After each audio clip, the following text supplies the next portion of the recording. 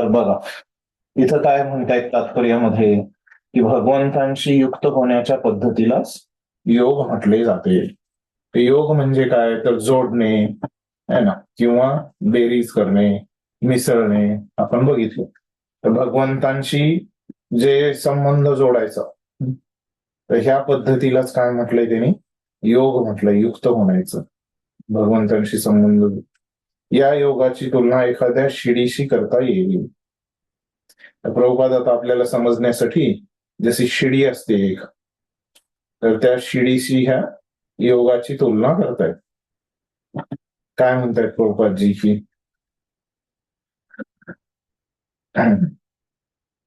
त्याद्वारे सर्वोच्च आध्यात्मिक साक्षात्कार होतो. या शिडीचा आरंभ जीवाच्या अत्यंत कनिष्ठ भौतिक अवस्थेपासून होतो आणि विशुद्ध आध्यात्मिक जीवनाच्या परिपूर्ण आत्मसाक्षात्काराप्रत या उन्नत अवस्थाची उन्नती होते. इथं सुरुवातीला काय आहे, कनिष्ठ भौतिक अवस्था.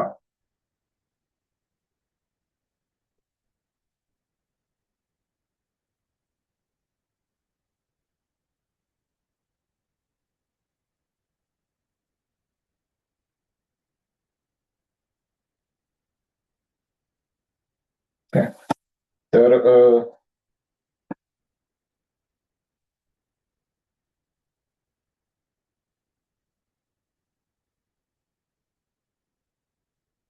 विभिन्न उन्नत अवस्थांनुसार सीडीच्या विविध भागांना विविध नावाद्वारे जाणले जाते. तर आता हे जे सीडीचे भाग आहेत है ना, म्हणजे जे पायऱ्या आहेत सीडी वरल्या, शिडीच्या पायऱ्यांना वेगवेगळी नावं आहेत आणि पूर्ण सीडीला काय म्हटलं जातं, योग असं म्हटलं जातं.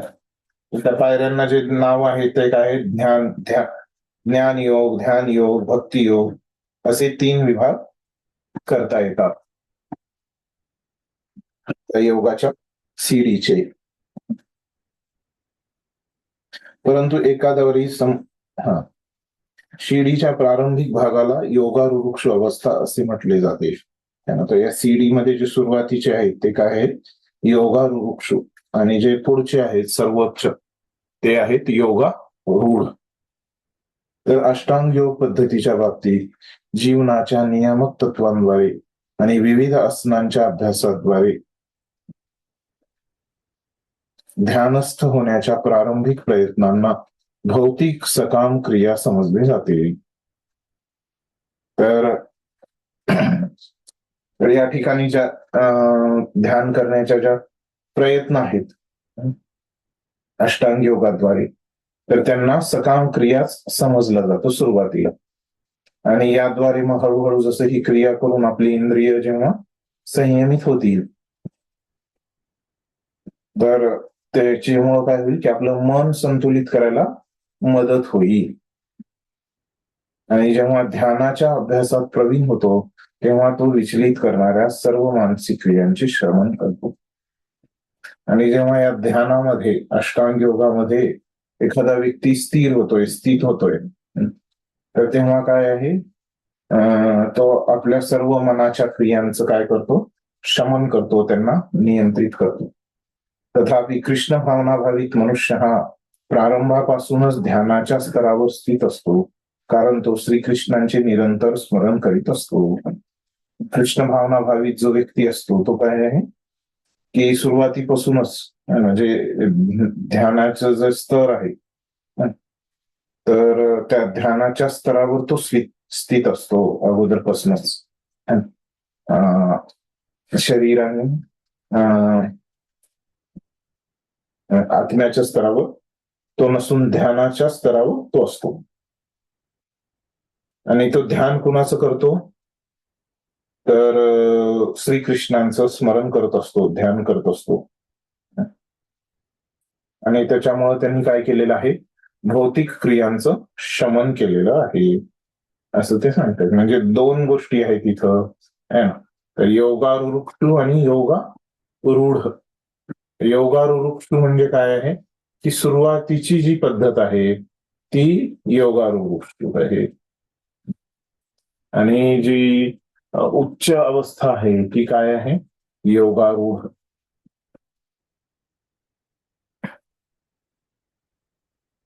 तर मग संक्षिप्त मध्ये आपल्याला काय समजलं की जे योगारूढ अवस्था आहे ना, ती सुरुवातीची आहे.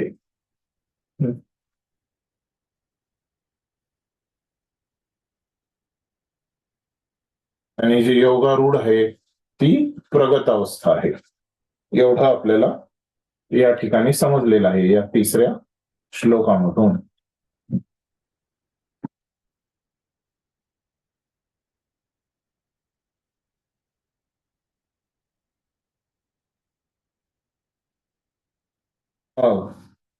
असं म्हटल्यानंतर आता मग आपले आचार्य काय म्हणतायत इथं, विश्वनाथ चक्रवर्ती ठाकूर, तर ते काय म्हणतायत की अष्टांग योगाबद्दल आता इथं भगवंत जे वर्णन करतायत तर त्याच्यामध्ये जसं अष्टांग योगाचं जे वर्णन आहे, तर हा जो अष्टांग योगी आहे तर तो जगण्यासाठी, उदरनिर्वाहासाठी मग त्यांनी काय करावं असा प्रश्न तिथं उपस्थित केलेला आहे. तर तेव्हा कृष्ण काय सांगतायत की, तर हे जो तिसरा श्लोक आहे की, तर तिसऱ्या श्लोक जो आहे, तर ह्या श्लोकामध्ये पण भगवंतांनी तिथं काही निष्कर्ष दिलेला नाही. म्हणजे कसं की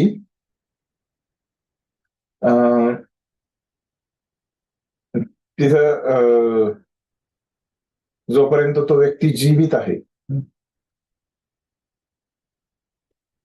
तर तोपर्यंत काय आहे,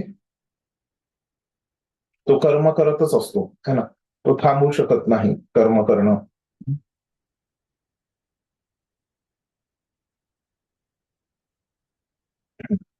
तर हा जो निष्काम कर्मयोग आहे तर त्याचा अभ्यास असा व्यक्ती हा चालूच ठेवतो. आणि निष्काम कर्मयोगाचा अभ्यास त्याचा चालूच असल्यामुळं आणि त्याच्या सोबतच तो अष्टांग योगाचा पण अभ्यास करतो सुरुवातीच्या काळामध्ये. कोणत्या काळामध्ये? योगारूढ अवस्थेमध्ये. तर तिथं तो व्यक्ती काय करतोय, अष्टांग योगी जो आहे तो निष्काम कर्मयोगाचा पण अभ्यास करतोय आणि अष्टांग योगाचा पण अभ्यास करतोय.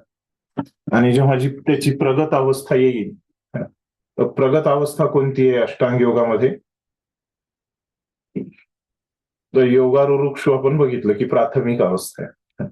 मग प्रगत अवस्था कोणती आहे?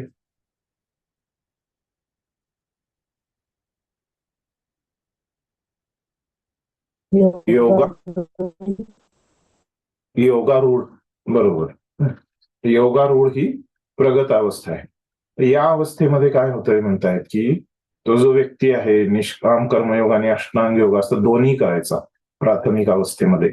पण आता तो प्रगत अवस्थेमध्ये आल्यामुळं त्याचं शुद्धीकरण झालेलं आहे आणि तिथं त्यानं निष्काम कर्मयोगाचा अभ्यास थांबवलेला आहे आणि केवळ तो आता अष्टांग योगाचाच तो अभ्यास करत आहे प्रगत अवस्थेमध्ये, या योगारूढ अवस्थेमध्ये. अशा पद्धतीचं त्याचं वर्णन आहे. ठीक आहे. तर आपण हे तिसऱ्या श्लोकापर्यंत इथं अशा पद्धतीनं हे झालेले आहेत विचार. मग आता हे कधी होतं? आता हे दोन स्तर तर आहेत की पहिल्या स्तरामध्ये तो निष्काम कर्मयोग आणि अष्टांग योग या दोन्हीचा अभ्यास करतोय आणि दुसऱ्या स्तरावर फक्त अष्टांग योगाचा अभ्यास करतोय. तर हे जी अवस्था आहे की निष्काम कर्मयोगाचा तो त्याग करतोय, तर हा जो त्याग तो व्यक्ती करतोय ते जे आहे यम, नियम, प्राणायाम, प्रत्याहार, धारणा, ध्यान, समाधी, तर ह्याच्यामध्ये जे ध्यान स्तर आहे, धारणाच्या नंतरचा जो स्तर आहे ध्यान है ना, तर या ध्यान स्तरामध्ये मग तो व्यक्ती काय करतोय, असं त्याचे जे जुने अनुभव आहेत भगवंतांशी संबंधित तर त्यांची तो त्यांचं ते स्मरण करतोय, ध्यान करतोय. आणि मग अष्टांग योगाचा पण तो अभ्यास करतोय. केवळ है ना, इतर काहीच तो करत नाही. तर केवळ साधनेच्या अवस्थेमध्ये ते स्थित आहे. तर मग असं पूर्णत्व त्याला प्राप्त झालंय योगारूढ अवस्थेमध्ये. आणि ही ध्यानच्या स्तरावर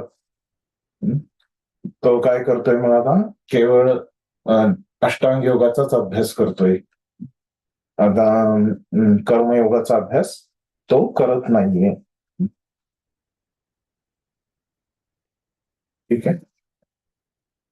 तर मग आता चौथ्या श्लोकामध्ये ते म्हणतायत की ते जे बदल होतो, ते योगारूढ स्टेजमध्ये जो व्यक्ती जातो, ध्यान अवस्थेमध्ये जातो,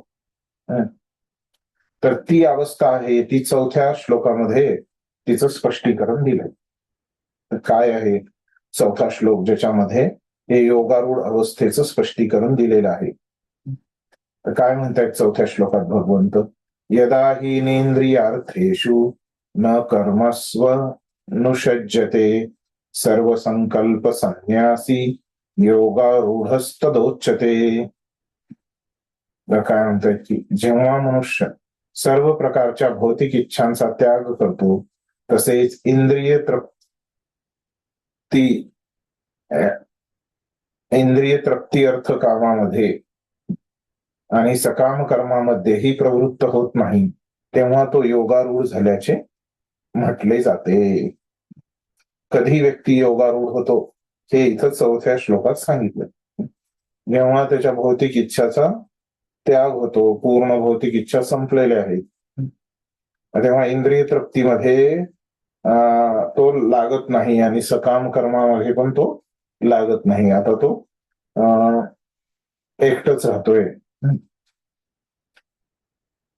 तात्पर्य वाचतो पण.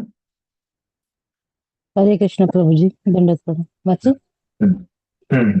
तात्पर्य, जेव्हा मनुष्य भगवंतांच्या दिव्य प्रेममयी सेवेमध्ये पूर्णपणे युक्त होतो, तेव्हा तो स्वतःही तृप्त होतो आणि याप्रमाणे तो इंद्रिय तृप्ती किंवा सकाम कर्मामध्ये संलग्न होत नाही. अन्यथा कर्म केल्या वाचून राहू शकत नसल्यामुळे त्याला इंद्रिय तृप्तीमध्ये रत व्हावेच लागते. कृष्ण भावनेशिवाय तो सतत स्वकेंद्रित किंवा व्यापक स्वार्थ कर्माच्या शोधातच असतो. परंतु कृष्ण भावना भावित मनुष्य हा श्रीकृष्णांच्या संतुष्टीकरता सर्व काही करू शकतो आणि त्या तो इंद्रिय तृप्तीपासून पूर्णपणे अनासक्त राहू शकतो. ज्या मनुष्याला या गोष्टींचा साक्षात्कार झालेला नाही, त्याला योगरूपी सोपानाच्या सर्वोच्च स्तराप्रत उन्नत होण्यापूर्वी भौतिक इच्छांतून मुक्त होण्यासाठी यंत्रवत प्रयास करावे लागतात. हरे कृष्ण प्रभू. धन्यवाद. तर बघा काय म्हणतायत प्रभुपाद की जेव्हा मनुष्य भगवंतांच्या दिव्य प्रेममयी सेवेमध्ये पूर्णपणे युक्त होतो, जेव्हा मनुष्य पूर्णपणे भक्तीमध्ये आहे, तेव्हा तो स्वतःही तृप्त होतो. है ना, भक्ती केल्यामुळे तो शांत होतो. आपण बघितलेलं आहे. बाकीचे कर्मयोगी आणि ज्ञानयोगी हे शांत नसतात. याप्रमाणे तो इंद्रिय तृप्ती किंवा सकाम कर्मामध्ये संलग्न होत नाही. अन्य कोणत्याही जो भक्ती करतो तो अन्य कोणत्याही योगा पद्धतीकडे तो जात नाही. अन्यथा कर्म केल्या वाचून राहू शकत नसल्यामुळे त्याला इंद्रिय तृप्तीमध्ये रत व्हावेच लागते. आणि तर तो जर व्यक्ती आता दुसरी बाजू सांगतोय, तो भक्त नाही, तर तो काय आहे, भक्ती जर तो करत नाही तर तो काहीतरी त्याला करावं लागेल, कारण तो शांत बसूच शकत नाही. जीव जो आहे तो शांत बसू शकत नसल्यामुळे तो भक्ती करत नसेल तर तो काय करेल, स्वकेंद्रित किंवा व्यापक स्वार्थ कर्माच्या शोधातच असतो. तर मग तो काय करेल की काहीतरी ते कर्म करतो जिथं की भौतिक इच्छा आहेतच. परंतु कृष्ण भावनाभावित मनुष्य हा श्रीकृष्णांच्या संतुष्टीकरिता सर्व काही करू शकतो. आता पुन्हा भक्ताकडे, पहिल्यांदा भक्ताबद्दल बोलले, मग दुसऱ्याबद्दल बोलले, जे अभक्त आहेत अशाबद्दल बोलले, जे कर्मयोगी वगैरे आहेत त्यांच्याबद्दल. मग पुन्हा भक्ताकडे येत आहेत ते आणि म्हणतायत की आणि जो भक्त आहे तो भगवंतांच्या प्रसन्नतेसाठी कार्य करू शकतो. आणि मग त्याच्यामुळं भगवंतांच्या प्रसन्नतेसाठी केल्यामुळं त्याची स्वतःची इंद्रिय तृप्ती त्या ठिकाणी बाजूला राहते. तर भक्तीमध्येच तो लागलेला असतो तो व्यक्ती. ज्या मनुष्याला या गोष्टीचा साक्षात्कार झालेला नाही त्याला योग रूपी सोपानाच्या सर्वोच्च स्तरापर्यंत उन्नत होण्यापूर्वी भौतिक इच्छातून मुक्त होण्याची यंत्रवत प्रयास करावे लागतात. म्हणजे त्यांना सांगायचंय की यंत्रवत प्रयास करावे लागतात, म्हणजे त्यांना त्याचा अर्थ जो आहे तो अशा पद्धतीनं यंत्रवत म्हणजे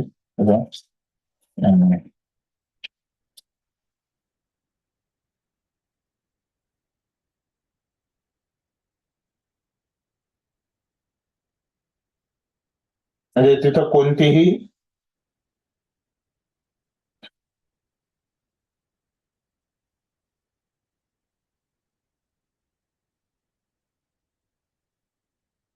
आता इथं म्हणतायत की जो भक्त नाही, जो भक्त नाही तर त्याला काही रस मिळत नाही. तर त्याचं काय असतं, जो भक्त नसतो त्याला इंद्रिय तृप्ती जी करायची असते ती भक्तांची कशी होते, आपोआपच होते. त्यांना काही तिथं जबरदस्ती करावी लागत नाही. तर आणि बाकीच्या लोकांना कसं असतं की त्यांना ते जबरदस्ती करावं लागतं, म्हणजे यंत्रासारखं काय असं असतं, यंत्र कसं नैसर्गिक रूपे नाही चालत, तर कृत्रिम रूपाने चालतं. तसंच काय म्हणतायत की जे भक्त नाहीये त्यांचं जे इंद्रिय संयमन आहे ते कसं आहे, असं कृत्रिम रूपानं आहे, एकदम म्हणजे असं भक्तांसारखं स्वाभाविक नाही, नॅचरल नाही. तर त्यांचं कसं आहे, आर्टिफिशियल आहे असं इथं प्रभुपाद म्हणतायत. म्हणजे त्यांना अवघड जातं बाकीच्या लोकांना अशा प्रकारे इंद्रियांचं संयमन करणं. आता इथं संक्षिप्त रूपामध्ये त्यांनी इथं चौथ्या ह्याच्यामध्ये सांगितलं की ही योगारूढ पद्धतीबद्दल.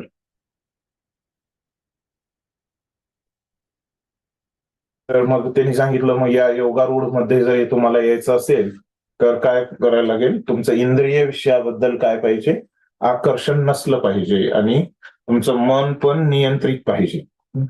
कशासाठी, तुम्हाला जर या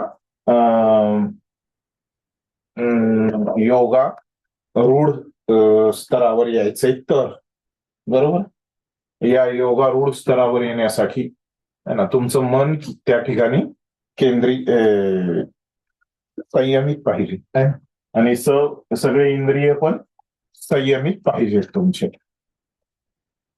ठीक आहे, असं इथं कृष्णांनी आपल्याला सांगितलं.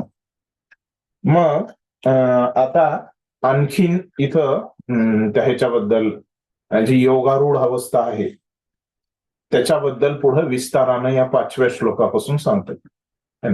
योगारूढ पद्धतीचा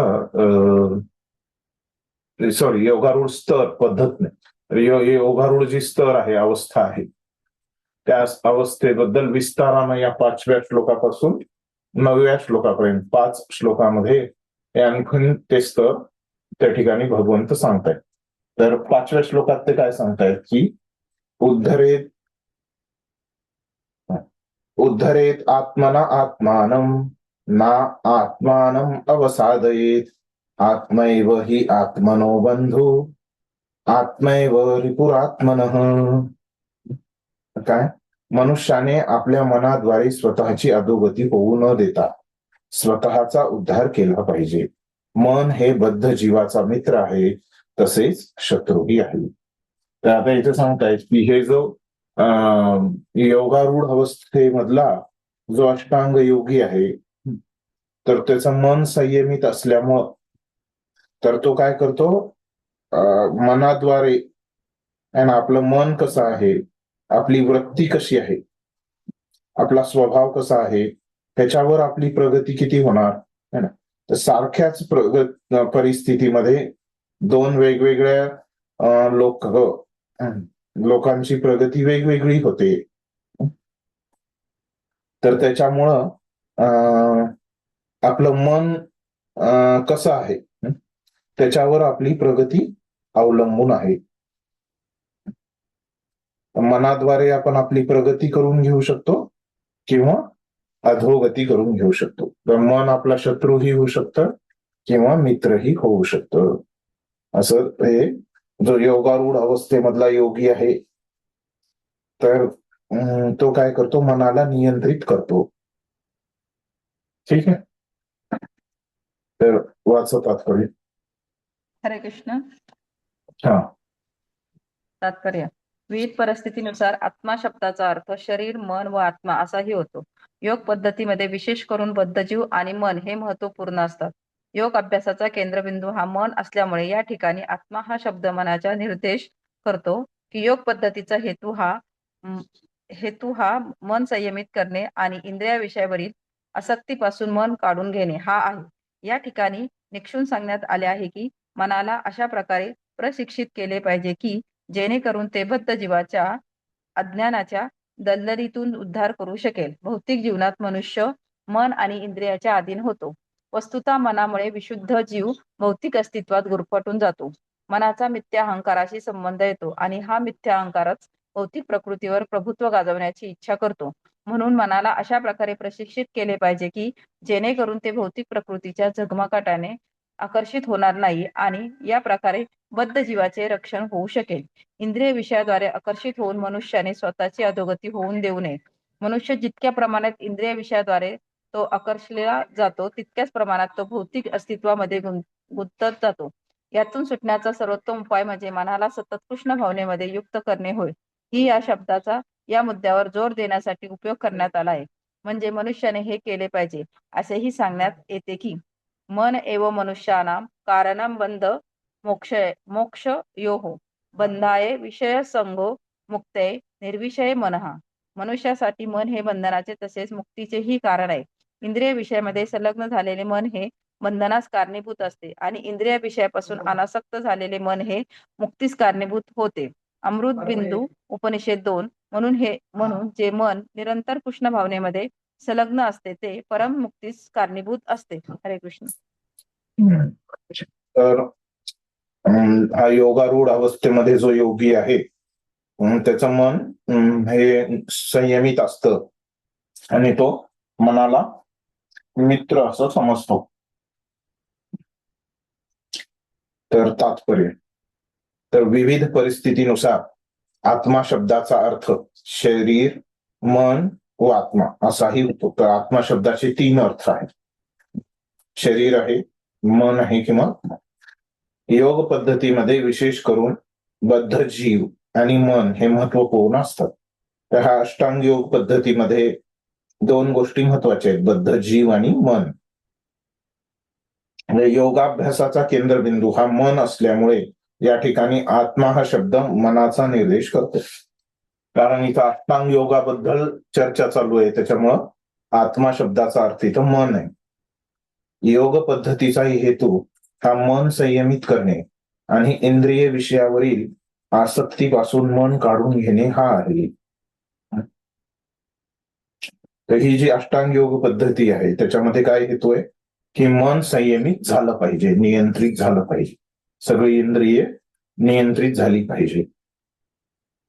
त्याच्यामुळे या ठिकाणी निक्षून जोर देऊन सांगण्यात आलं आहे की मनाला अशा प्रकारे प्रशिक्षित केलं पाहिजे की जेणेकरून ते बद्ध जीवाच्या अज्ञानाच्या दलदलीतून उद्धार करू शकेल. जेणेकरून काय होईल की ते आपले जसे जे बद्ध जीव आहेत आपलं मन नियंत्रित नाही, पण हे जर अष्टांग योगाचा अभ्यास केला तर त्याच्यामध्ये मन नियंत्रित होईल.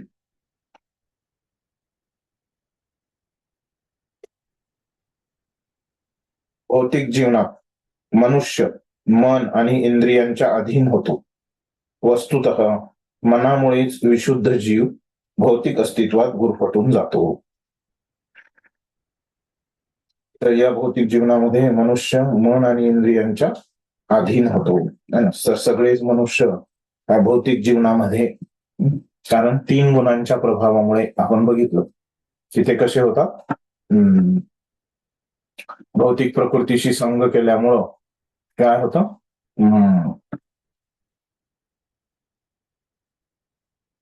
ते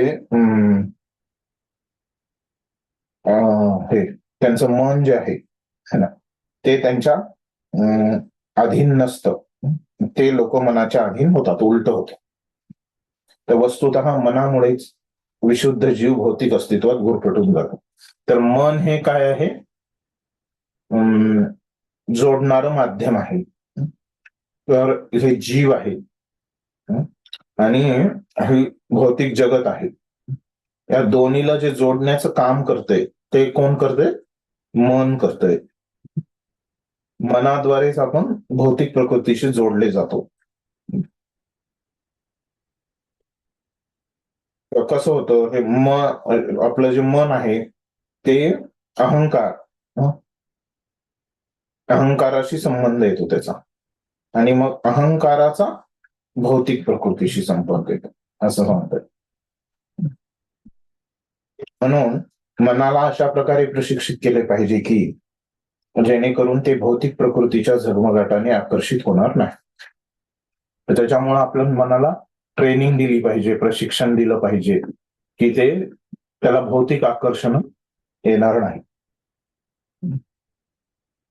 मनुष्य जितक्या प्रमाणात इंद्रिय विषयांद्वारे तो आकर्षिला जातो तितक्या प्रमाणात तो भौतिक अस्तित्वामध्येही गुंतत जातो. जितका तो आकर्षिला जातोय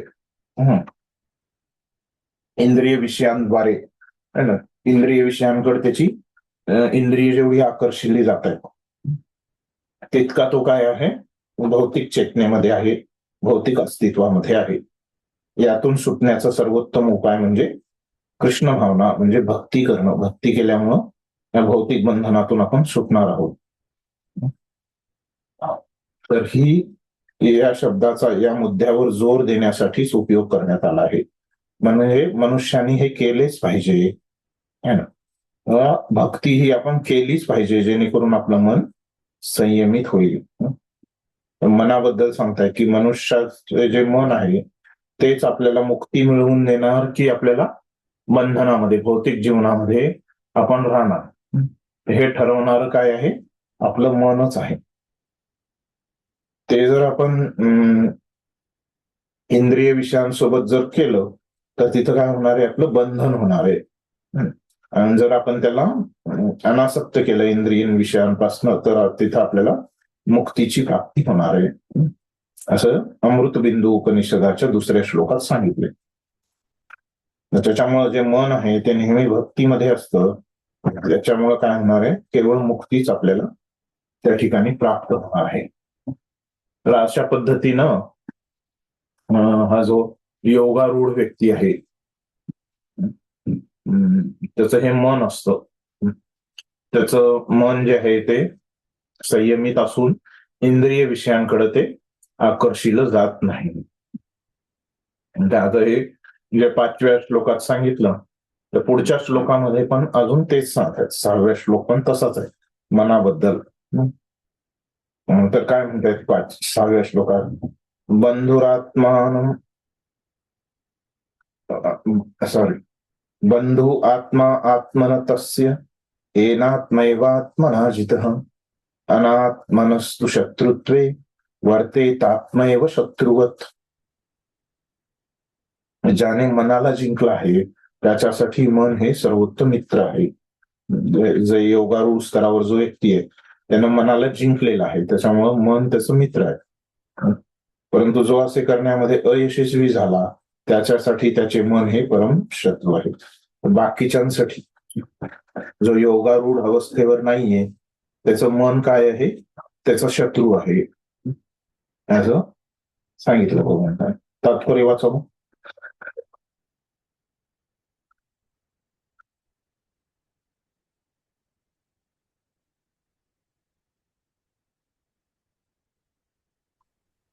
हरे कृष्ण. हा वाच. तात्पर्य श्री प्रभुपाद द्वारा, श्री प्रभुपाद की हरे जय. कृष्ण प्रभू. हरे कृष्ण मनाला प्रभू. संयमित हा वाचते प्रभू, एक मिनिट. जगद्गुरु श्री प्रभुपाद की जय. श्रीमद भागवत गीता की जय. तात्पर्य: मनाला संयमित करणे हा अष्टांग योगाच्या अभ्यासाचा उद्देश असतो, ज्यामुळे मानवी जीवनाची ध्येय प्राप्ती करण्यासाठी मन हे मित्र होऊ शकेल. जोपर्यंत मन संयमित होत नाही तोपर्यंत योग देखाव्याकरिता म्हणजे केवळ कालापव्ययी आहे.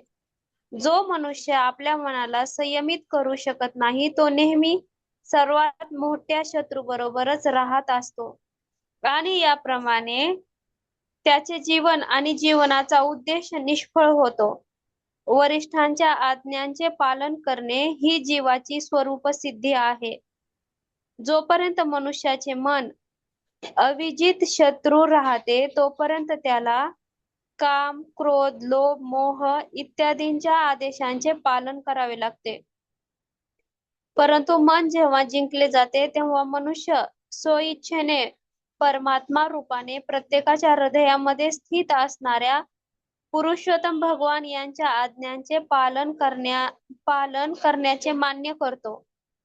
वास्तविक योगाभ्यास म्हणजे हृदयस्थित परमात्म्याशी संबंध स्थापित करणे आणि त्यानंतर त्यांच्या आज्ञांचे पालन करणे होय.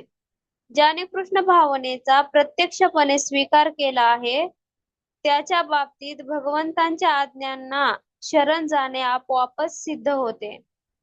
हरे कृष्ण.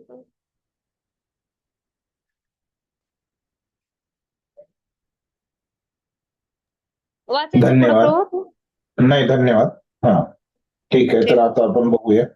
आता या 2 श्लोकामध्ये इथं सांगितलंय की अप्रत्यक्षपणे इथं काय सांगायचंय की जो योगारूढ अवस्थेमधला योगी आहे त्याचं मन हे संयमित असतं. आणि तर आता मग या श्लोकात काय सांगतायत की या योगारूढ अवस्थेमधल्या व्यक्तीनं मनाला जिंकलंय आणि त्याचा मन हे मित्र आहे. पण असं ज्याला ही योगारूढ अवस्था प्राप्त झाली नाही तर त्याच्यासाठी काय आहे, त्याला का नाही झाली? योगारूढ योगारूढ अवस्था एकाला प्राप्त झाली, दुसऱ्याला का नाही झाली? कारण दुसऱ्याच साठी तो मन हे काय आहे, शत्रूचं काम केलं मनाने. तात्पर्यात सांगतात की मनाला संयमित करणे हा अष्टांग योगाच्या अभ्यासाचा उद्देश असतो. मानवी जीवनाची ध्येय प्राप्ती करण्यासाठी मन हे मित्र होऊ शकेल. जोपर्यंत मन संयमित होत नाही तोपर्यंत योग देखाव्याकरिता म्हणजे केवळ कालापव्यय आहे. तर मन ज्याचं कंट्रोलमध्ये नाही, संयमामध्ये नाहीये, त्यानं जर योगाचा अभ्यास केला तर काय होतंय, ते त्याची प्रगतीच नाही होणार. ते वेळेचा तिथं टाइमपास होणार है ना, वेळ वाया जाणार. त्यालाच कालापव्यय म्हटलंय. तर हे तर झालं. आणि त्या अष्टांग योगामध्ये त्याचा उद्देश काय असतो की मनाला नियंत्रित करायचं. तर मन हे खूप महत्वाचं असतं या अष्टांग योगामध्ये, ज्याच्यामुळं काय होतं की मन आपला मित्र व्हावंच लागतं अष्टांग योगामध्ये. नाहीतर मग तुम्ही अष्टांग योगामध्ये प्रगतीच नाही करू शकत. मग पुढे सांगतायत की जो मनुष्य आपल्या मनाला संयमित करू शकत नाही तो नेहमी सर्वात मोठ्या शत्रू बरोबरच राहत असतो. का नाही करू शकत?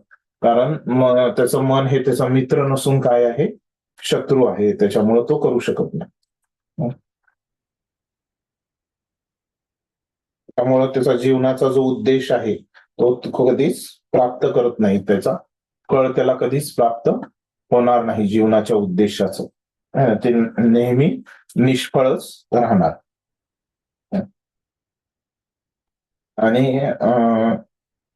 आणि त्याचं मन जे आहे ते काय राहणार, त्याचं शत्रूच राहणार. आणि जोपर्यंत काम, क्रोध, लोभ, मोह या इच्छा तो पूर्ण करण्यामध्ये लागलाय तर तोपर्यंत काय आहे, त्याचं मन हे त्याचा शत्रूच आहे.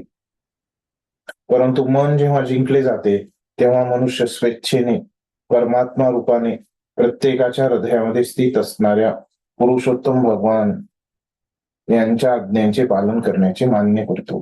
त्याचं मन नियंत्रित आहे तर तो भक्तीमध्ये भगवंतांच्या, आपल्या वरिष्ठ भक्तांच्या सगळ्यांच्या आज्ञेचं तो पालन करण्यात असतो. कारण त्याचं मन नियंत्रित आहे, त्याला स्वतःसाठी काहीच इंद्रिय तृप्ती त्याला करायची नाहीये.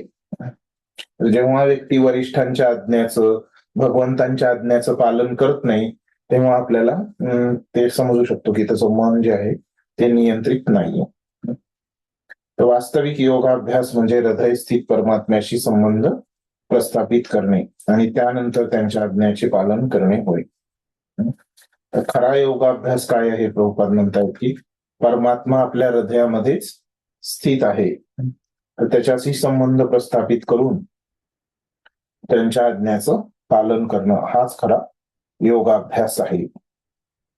ज्याने कृष्ण भावनेचा प्रत्यक्षपणे स्वीकार केला आहे त्याच्या बाबतीत भगवंतांच्या आज्ञांना शरण जाणे आपोआपच सिद्ध होते. जर मग कुणी भक्तीचा अभ्यास केला करत असेल तर त्याला काय आहे, भगवंतांच्या आज्ञा पालन करणं त्याला खूप सोपं जातं भक्ताला. कारण भक्ती म्हणजे काय, तर भगवंतांच्या आज्ञेनुसार राहणं, त्यांनी जे सांगितलंय तसं करणं. त्याच्यामुळं असं सांगतायत की हे जे अष्टांग योग आहे, योगारूढ अवस्था जी आहे, तिथं त्याचं मन जे आहे ते काय असतं की संयमित असतं, त्याचं मित्र असतं त्याचं मन. मग आता इथं हे जे वर्णन आहे योगारूढ अवस्थेचं, तिथं त्याच्यामध्ये हे पहिले 2 श्लोक भगवंतांनी मनाबद्दल सांगितले. याच्यामध्ये सांगितलं की 6व्या श्लोकात की त्याचं मन हे मित्र असतं आणि 5व्या श्लोकात सांगितलं की मनाद्वारे तो प्रगती करतो, स्वतःचा उद्धार करून घेतो आणि ते काम करतं. मन हे मित्रच असतं आपला. तर अशा प्रकारे सांगितल्यानंतर मग पुढच्या ह्याच्यामध्ये आणखीन हे योगारूढ अवस्थेची लक्षणं सांगतायत. काय काय लक्षणं आहेत मग त्याची, तर पुढे सांगतायत होतं. पहिलं लक्षण त्यांनी मनाबद्दल सांगितलं 2 श्लोकात. आता उरलेली लक्षणं पुढे सांगतायत. जितात् मनः प्रशान्तस्य परमात्मा समाहितः शीतोष्ण सुख दुःखेषु तथा मानापमानयो. काय म्हणतात की ज्याने मन जिंकले आहे त्याला परमात्मा प्राप्तच झालेला असतो. ज्याने मनाला मित्र केलंय तर त्याला परमात्मा प्राप्तच झालेला असतो. त्याने शांती प्राप्त केलेली असते, धामामध्ये पण त्याच्याबद्दल माहिती गेलेली असते.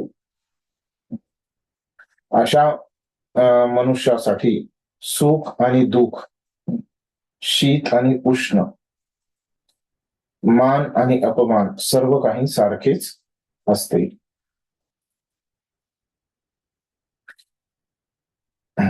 तर ज्याचं मन संयमित आहे त्याला शांती प्राप्त झालेली आहे.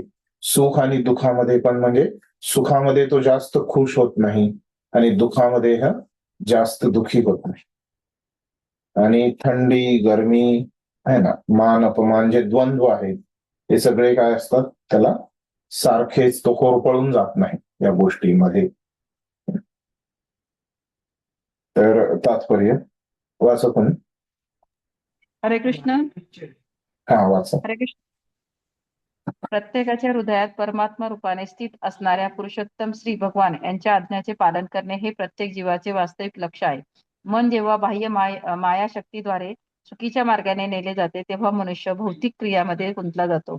म्हणून कोणत्याही एका योगाद्वारे मन संयमित केले जाते तेव्हा मनुष्याने ध्येय प्राप्ती केल्याप्रमाणेच आहे. मनुष्याने अधिकारी व्यक्तीच्या आज्ञाचे पालन केले पाहिजे. जेव्हा मनुष्याचे मन पराप्रकृतीमध्ये स्थित होते तेव्हा त्याला भगवंताच्या आज्ञाचे पालन करण्याशिवाय इतर कोणताही पर्याय नसतो. मनाला कोणता तरी श्रेष्ठ आदेश मानावा लागतो आणि त्याचे अनुसरण करावे लागते.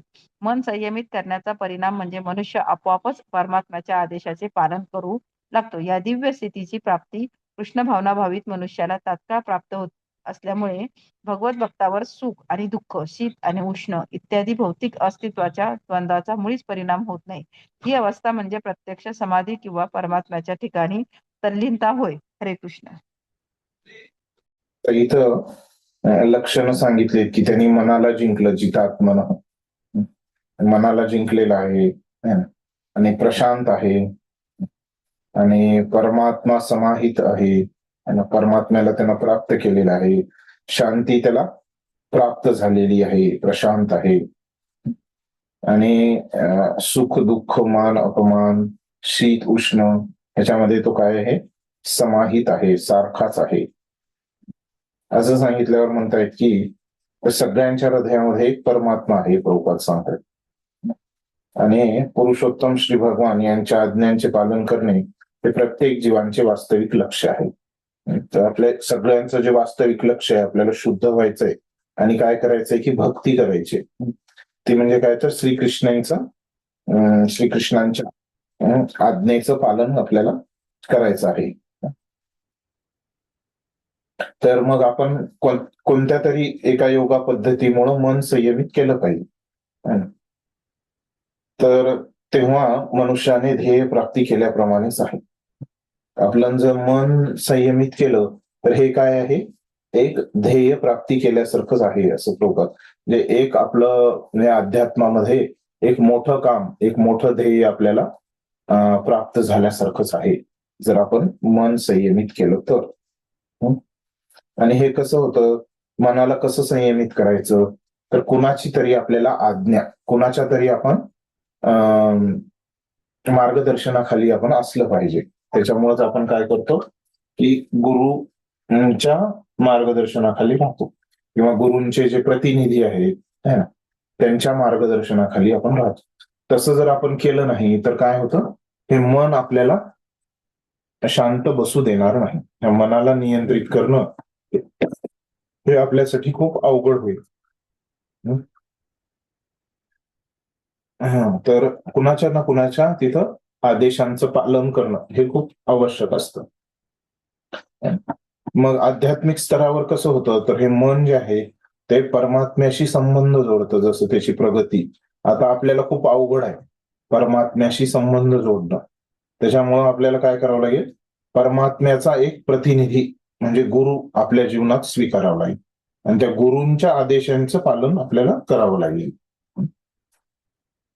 तर दिव्य स्थितीची प्राप्ती कृष्ण भावना भावित मनुष्याला तत्काळ प्राप्त होत असल्यामुळे भगवत भक्तावर सुख आणि दुःख, शीत आणि उष्ण इत्यादी भौतिक अस्तित्वाच्या द्वंद्वांचा मुळीच परिणाम होत नाही.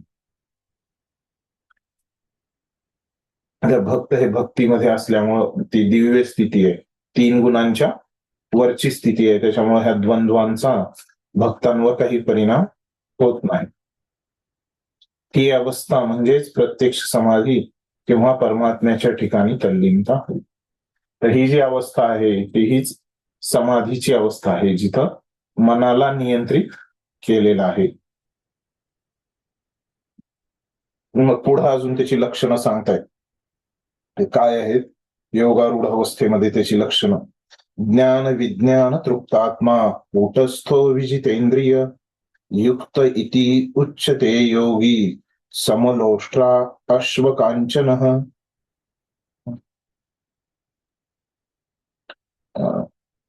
काय म्हणतायत ते पुढं, की मनुष्य जेव्हा अर्जित ज्ञान आणि साक्षात्कारायोग पूर्णपणे तृप्त होतो, तर हा जो योगारूढ अवस्थेवरला योगी आहे तो पूर्णपणे तृप्त झालाय. त्याला जे ज्ञान मिळाले अष्टांग योगाचा अभ्यास करून, आणि तेव्हा तो योगी किंवा आत्मसाक्षात्कारामध्ये स्थित झाला असे म्हटले जाते.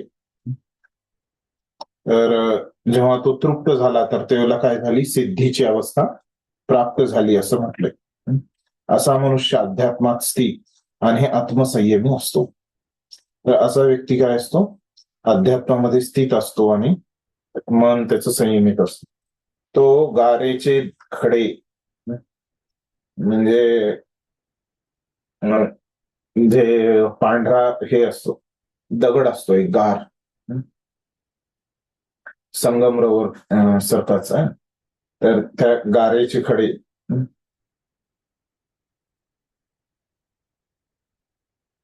हे लोष्ट्र लहान दगड, आणि अश्म म्हणजे थोडासा मोठा दगड, आणि कांचन सोने. तर म्हणजे सोने हे खूप महत्वाची गोष्ट आहे भौतिक लोकांसाठी. तर हे सोन्याला ते संपत्ती समजतात. तर ही तर खूप मोठी गोष्ट आहे. पण हा जो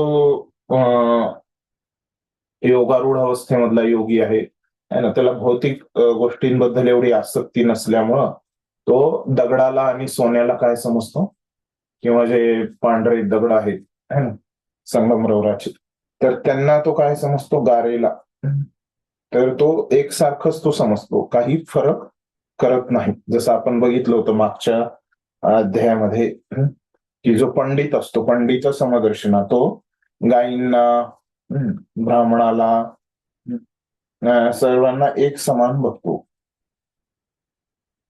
तर तसंच हा व्यक्ती जो आहे, योगारूढ अवस्थेवरला व्यक्ती आहे, तो सगळ्या ना समदृष्टीने बघतो. हा माझा मित्र, हा माझा शत्रू, असा त्याचा भाव नसतो. तात्पर्य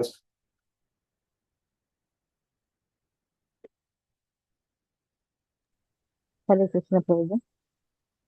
तात्पर्य: परम सत्याच्या अनुभूतीशिवाय पुस्तकी ज्ञान हे निरुपयोगी आहे. याबद्दल पुढील प्रमाणे सांगण्यात आले आहे.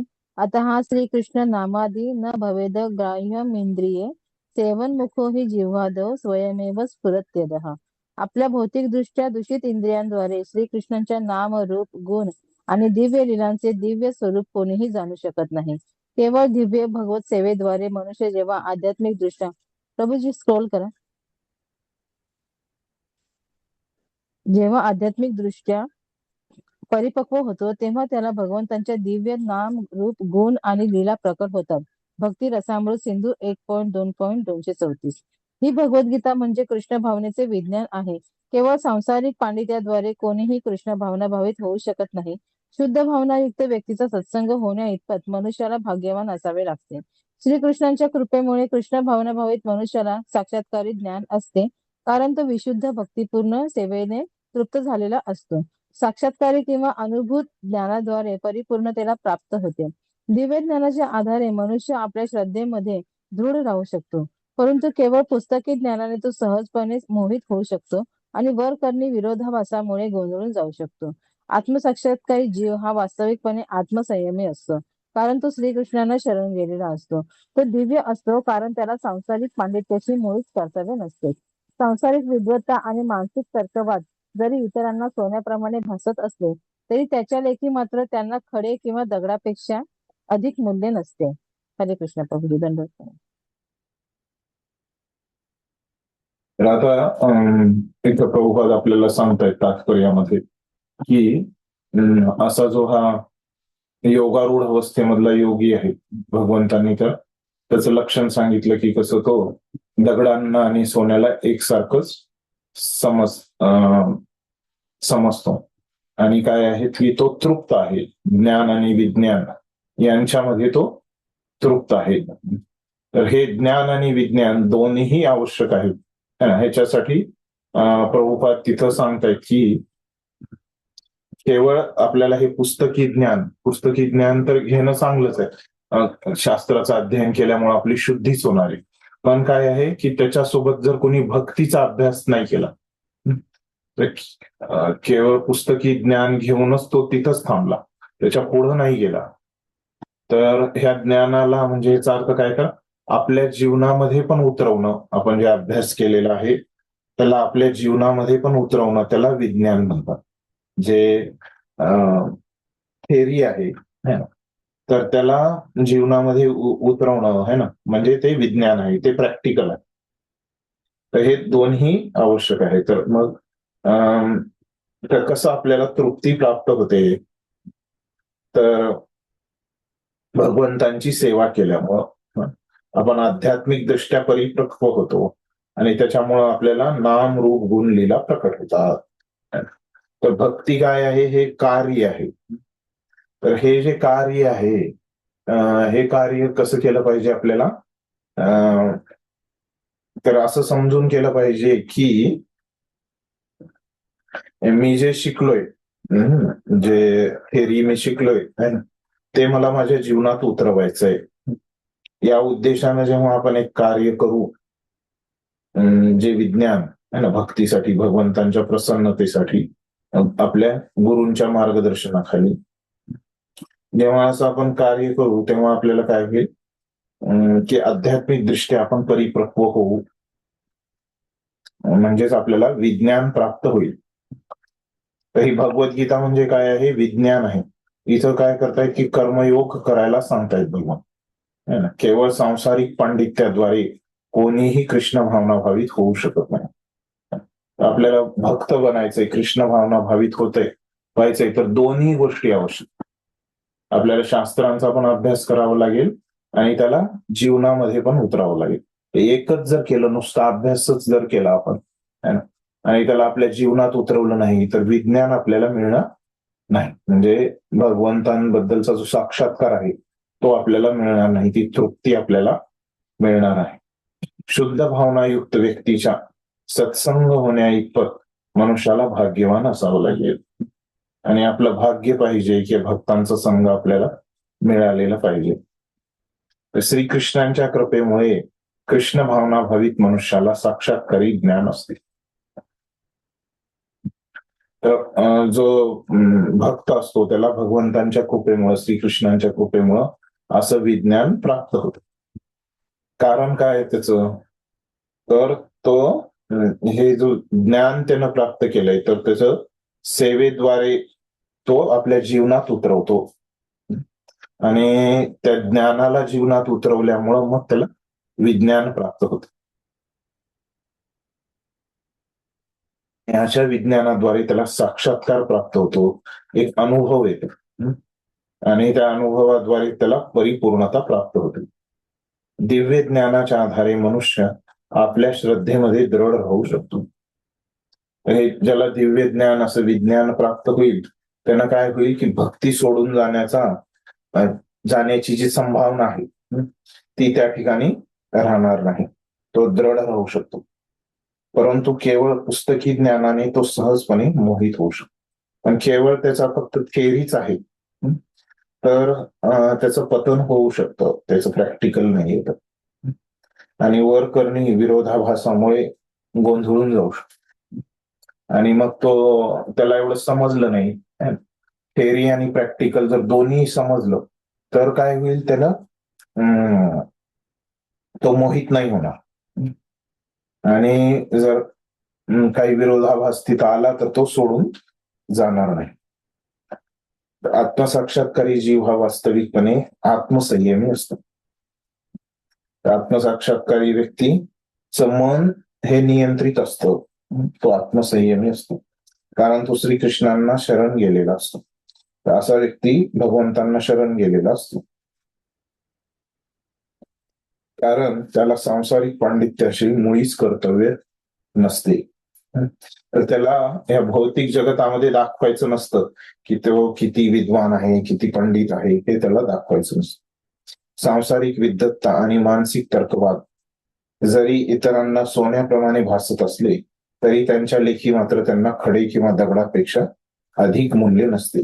तर ही जी भौतिकवादी विद्वत्ता आहे आणि मानसिक तर्कवाद, तर केवळ तर्क भक्तीमधला नाही तो तर हे कसे वाटतं? एका दगडाप्रमाणेच आहेत. तर काही लोकांना हे सोन्याप्रमाणे वाटतात, पण ते खरं नाही. असं या ठिकाणी ही लक्षणं सांगितलेत योगारूढ अवस्थेवरल्या व्यक्तीची. तर पुढच्या श्लोकामध्ये पण त्याची लक्षणच आहेत. काय आहेत? सुहृत मित्र अरी उदासीन मध्यस्थ द्वेष बंधुषु साधुष्वपि च पापेषु समबुद्धी विशिष्यते. तर सुहृत म्हणजे काय आहे? हितचिंतक आहे ना. मनुष्य जेव्हा प्रामाणिक हितचिंतक, सुहृत, तटस्थ, मध्यस्थ, द्वेषी, मित्र आणि शत्रू पुण्यवान आणि पापी या सर्वांकडे समबुद्धीने पाहतो तेव्हा तो अधिक प्रगत किंवा विशेष मानला जातो. तर जेव्हा व्यक्ती आहे या सगळ्या लोकांकडे हितचिंतक, सुहृद, तटस्थ, मध्यस्थ, द्वेषी या सगळ्यांना जर समान बघतो तेव्हा काय होतं, तो अधिक प्रगत किंवा विशेष मानला जातो. है ना? जेव्हा तो सगळ्यांना असं बघतो, समबुद्धीने बघतो तेव्हा. ठीक आहे, इथं फक्त लक्षणच दिली, तिथं काही तात्पर्य दिलं नाही प्रभुपादांनी. तर मग आता इथं भगवंतांनी काय केलं की हे योगारूढ अवस्थेमध्ये सांगितलं.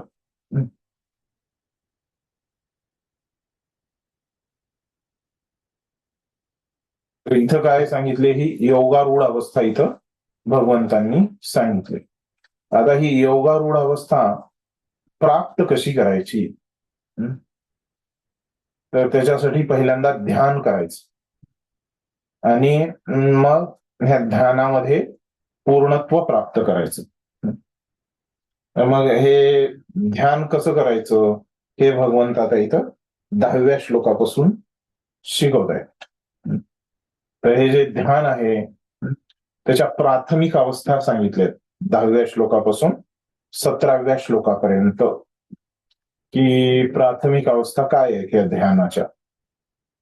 आणि मग पुन्हा 18व्या श्लोकापासून 32व्या श्लोकापर्यंत ह्या ध्यानाचं पूर्णत्व कसं आहे ते तिथं सांगितलं.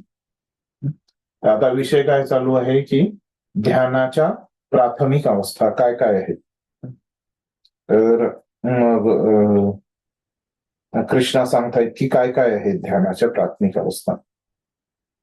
तर योगी युंजीत सततम आत्मानं रहसी स्थितः एकाकी यत चित्तात्मा निराशीर अपरिग्रह.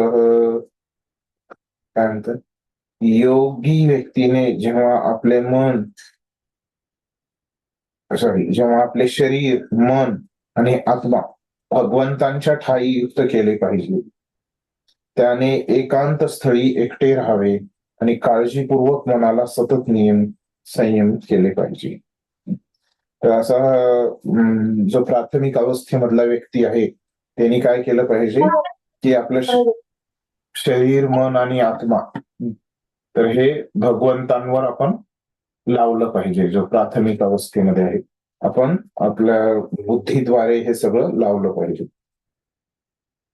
आणि एकट्यामध्ये राहून त्यांनी काय केलं पाहिजे, मनाला नियंत्रित करण्याचा प्रयत्न केला पाहिजे. सगळ्यांसोबत कसं होतं की ते करतायत म्हणून आपण करतो आणि थोडं मन विचलित होण्याचा तिथं संभावना जास्त असते.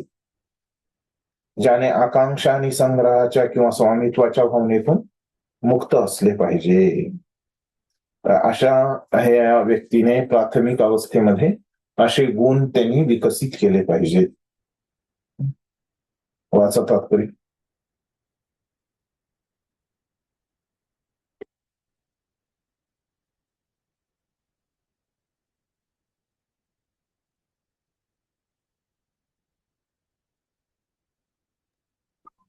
हरे कृष्ण. वाचा. हा, तात्पर्य. श्रीकृष्णाचा साक्षात्कार ब्रह्म, परमात्मा आणि पुरुषोत्तम श्री भगवान या 3 विहित रूपामध्ये होतो. थोडक्यात कृष्ण भावना म्हणजे दिव्य प्रेममयी भगवत सेवेमध्ये युक्त होणे होय. परंतु जे निर्विशेष ब्रह्म किंवा अंतर्यामी परमात्मा रूपावर आसक्त आहे ते सुद्धा अंशतः कृष्ण भावना भावितच असतात. कारण निर्विशेष ब्रह्म म्हणजे श्रीकृष्णाचेच आध्यात्मिक किरण आहेत आणि परमात्मा हे श्रीकृष्णाचे सर्वव्यापी आंशिक विस्तार रूप आहे. याप्रमाणे निर्विशेषवादी आणि ध्यानयोगी हे सुद्धा अप्रत्यक्षपणे कृष्ण भावना भावित असतात. प्रत्यक्षपणे निर्विशेषवादी आणि ध्यानयोगी हे सुद्धा अप्रत्यक्षपणे कृष्ण भावनाभावित असतात. प्रत्यक्षपणे कृष्ण भावनाभावित असणारा मनुष्य हा सर्वोत्तम योगी असतो. कारण अशा भक्ताला ब्रह्म आणि परमात्म्याचे ज्ञान असते, त्याला परम सत्याचे परिपूर्ण ज्ञान असते. तर निर्विशेषवादी आणि ध्यानवादी योगी हे पूर्ण रूपाने कृष्ण भावनाभावित नसतात.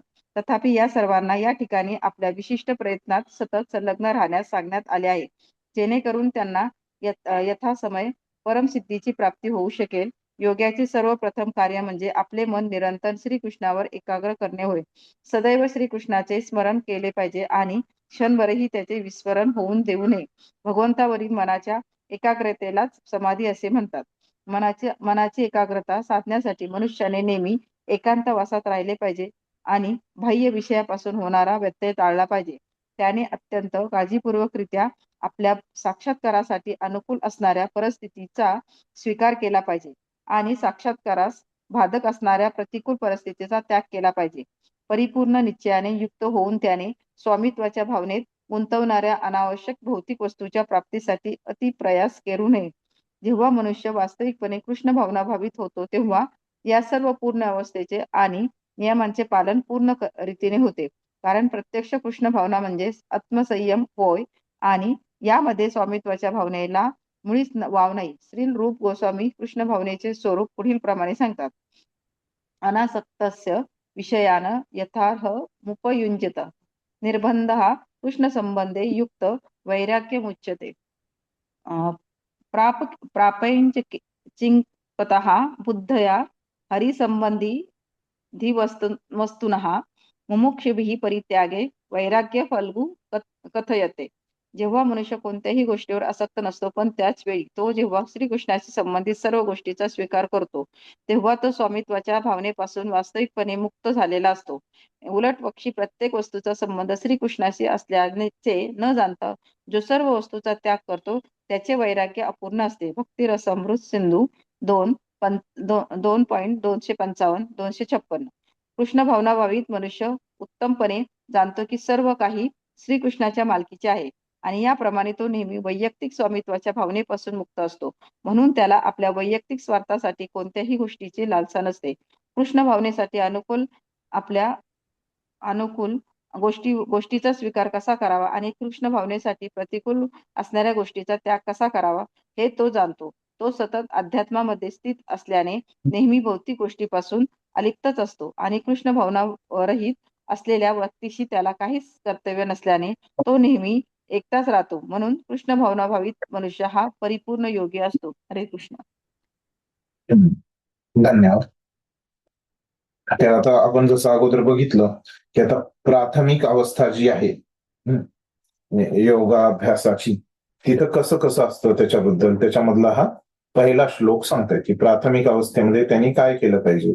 तर भगवंतांनी सांगितलं की शरीर, मन आणि आत्मा हे भगवंतांच्या ठायी असले पाहिजे, युक्त असले पाहिजे. त्यांनी एकटं राहिलं पाहिजे, मनाला संयमित केलं पाहिजे. तो स्वामित्वाच्या भावनेपासून मुक्त असला पाहिजे. आकांक्षा म्हणजे इच्छा आणि संग्रह, गोष्टींचा संग्रह त्यांनी केला नाही पाहिजे. मग तात्पर्यामध्ये आता प्रभुपाद समजावून सांगतात की श्रीकृष्णांचा साक्षात्कार ब्रह्म, परमात्मा आणि भगवान या 3 रूपामध्ये होतो. तर हे माहिती आहे आपल्याला.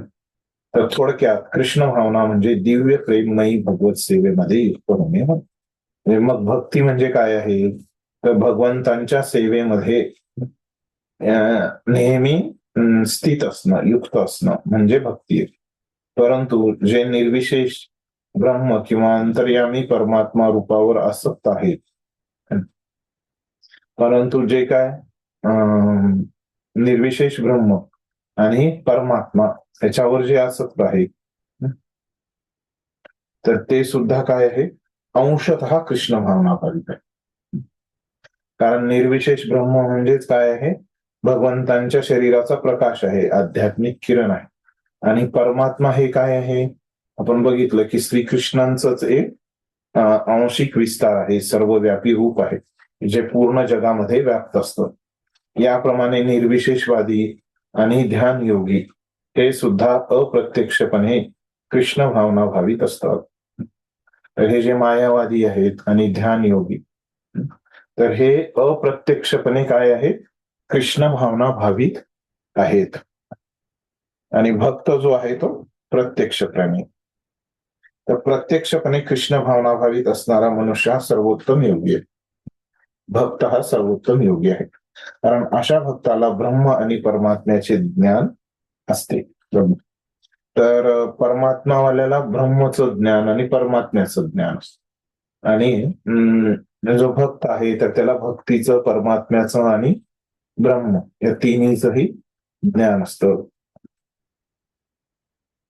तथापि या सर्वांना या ठिकाणी आपल्या विशेष प्रयत्नात सतत संलग्न राहण्यास सांगण्यात येते. मग या सगळ्यांना इथं काय सांगितलंय? तरीही तुम्ही काय करा, भक्तीचाच अभ्यास करा, जेणेकरून तुम्हाला काय होईल की परम स्थितीची प्राप्ती होईल. असं हळूहळू जाण्याच्या ऐवजी भक्तीचा जर अभ्यास केला तर तुम्हाला लगेच परम स्थिती त्या ठिकाणी प्राप्त होईल असं म्हणतात. योग्याचे सर्वप्रथम कार्य म्हणजे आपले मन निरंतर श्रीकृष्णांवर एकाग्र करणे होय. ना, तो योगी आहे त्यांनी काय केलं पाहिजे? पहिलं आपलं मन श्रीकृष्णांवर लावलं पाहिजे. सदैव श्रीकृष्णाचे स्मरण केले पाहिजे आणि क्षणभरही त्यांचे विस्मरण होऊ देऊ नये. आणि थोडा वेळ सुद्धा त्यांचं विस्मरण झालं नाही पाहिजे. भगवंतांवरील मनाच्या एकाग्रतेलाच समाधी म्हणतात. जर असं कोणी भगवंतांवर मन लावलं तर त्यालाच काय म्हणतायत? समाधी. मनाची एकाग्रता साधण्यासाठी मनुष्याने नेहमी एकांतवासात राहिले पाहिजे आणि बाह्य विषयांपासून होणारा व्यत्यय टाळला पाहिजे. तर तेच सांगतायत की सुरुवातीच्या प्राथमिक अवस्थेमध्ये आपण काय केलं पाहिजे की एकाग्र केली पाहिजेत आपली इंद्रिय. मनाला पण आपण एकाग्र केलं पाहिजे, सगळ्या इंद्रियांना एकाग्र केलं पाहिजे. आणि मग काय करायचं तर इंद्रिय जी आहेत, बाजूची जी इंद्रिय विषय आहेत त्यांना पाहून, त्यांच्याबद्दल विचार करून ते काय करतात की विचलित होत असतं हे मन जे आहे. तर हे आपण टाळलं पाहिजे. तर त्याच्यासाठी आपण प्रयत्न केला पाहिजे की आपलं मन कसं कमी विचलित होईल. अत्यंत काळजीपूर्वकरित्या आपल्या साक्षात्कारासाठी अनुकूल असणाऱ्या परिस्थितीचा स्वीकार केला पाहिजे. जर आपण आपल्या आत्मसाक्षात्कारासाठी अनुकूल गोष्टी आपण निवडतोय है ना, तर त्याच्यामध्ये काही अडचण नाही.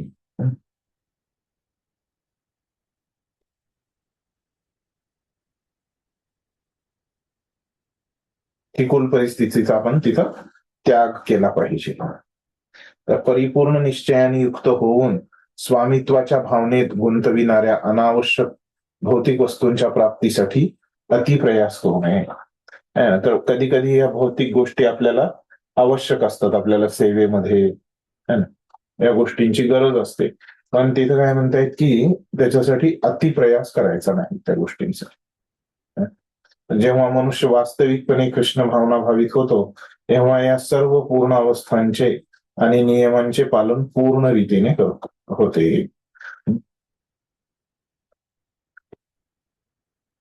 तर जेव्हा व्यक्ती जो आहे पूर्ण अवस्थेचं पालन करील तेव्हा पूर्ण नियमांना पण तो पालन करील. तर कृष्ण भावना म्हणजे काय आहे तर आत्मसंयम है ना, कारण कृष्ण भावनेमध्ये इंद्रिय संयमित असतात. यामध्ये स्वामित्वाच्या भावनेला मुळीच वाव नाही. तर इथं काय आहे की जे आपण स्वतःला स्वामी समजतो है ना, त्याला इथं काय आहे काहीच वाव नाहीये. तर कृष्ण भावना म्हणजेच काय आहे आत्मसंयम. यामध्ये स्वामित्वाच्या भावनेला मुळीच वाव नाही. तर इथं आत्मसंयम करायचा आहे, तर तिथं आपल्याला स्वामी बनायचं नाहीये. श्रील रूप गोस्वामी कृष्ण भावनेचे स्वरूप पुढील प्रमाणे सांगतायत. तर भक्ती म्हणजे काय आहे, कृष्ण भावना म्हणजे काय आहे, तर ते म्हणतात की आपण कोणत्याही गोष्टीवर आसक्त व्हायचं नाही, पण त्याच वेळी काय आहे जर त्या गोष्टीचा श्रीकृष्णांशी संबंध म्हणून त्या गोष्टीला आपण स्वीकार करायचं. तर असं जर आपण केलं तर काय होईल की तिथं स्वामित्वाच्या भावनेपासून आपण मुक्त असू. उलट पक्षी प्रत्येक वस्तूचा संबंध श्रीकृष्णांशी असल्याचे न जाणता जो सर्व वस्तूंचा त्याग करतो त्याचे वैराग्य पूर्ण झालेली अपूर्णच असते. पण तो वस्तू सोडून देतोय, त्याग करतोय, कारण काय तसं श्रीकृष्णांशी त्याचा संबंध त्याला माहित नाही. अशा वेळेस काय असतं की ते वैराग्य जे आहे ते अपूर्णच असतं. कृष्ण भावना भाविक मनुष्य उत्तमपणे जाणतो की सर्व काही श्रीकृष्णांच्या मालकीचे आहे आणि याप्रमाणे तो नेहमी वैयक्तिक स्वामित्वाच्या भावनेपासून मुक्त असतो. म्हणून त्याला आपल्या वैयक्तिक स्वार्थासाठी कोणत्याही गोष्टीची लालसा नसते. स्वतःसाठी अशा व्यक्तीला काहीही पाहिजे नसतं. तर त्याच्यामुळं काय होतं, तो त्याच्या भक्तीला जे अनुकूल आहे त्याचा स्वीकार करतो, जो प्रतिकूल आहे ते सोडून देतो. तो सतत अध्यात्मामध्ये स्थित असल्यामुळे नेहमी भौतिक गोष्टीपासून अलिप्तच असतो. असा व्यक्ती नेहमी भौतिक गोष्टींपासून दूरच असतो, अलिप्तच असतो. आणि कृष्ण भावना रहित असलेल्या व्यक्तीशी त्याला काहीच कर्तव्य नसल्यामुळे तो नेहमी एकटाच राहतो. आणि अभक्तांशी है ना त्याचा काहीच संबंध नाही. एकतर त्याला हे मदत करणार आहे,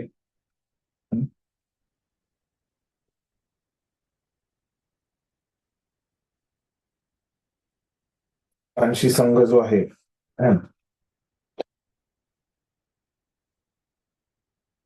तो तर त्याला मदत करणारा आहे आणि ह्या अभक्तांचा तर मदत करणारा नाहीये, प्रतिकूल. त्याच्यामुळे तो काय करतो, अभक्तांचा संघ सोडतो आणि भक्तांचा संघ